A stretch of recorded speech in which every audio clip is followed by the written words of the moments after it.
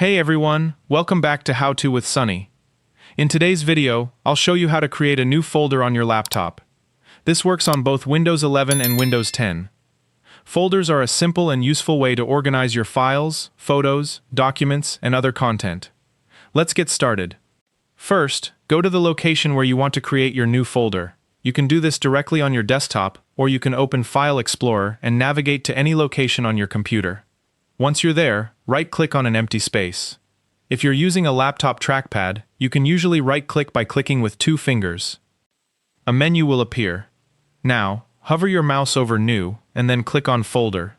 A new folder will immediately appear. You can now type a name for your folder. Once you've entered the name you want, simply press Enter on your keyboard. And that's it! You've successfully created a new folder on your Windows laptop. If this video helped you, don't forget to like the video and subscribe to How To with Sunny for more easy and helpful tutorials. Thanks for watching, and I'll see you in the next one.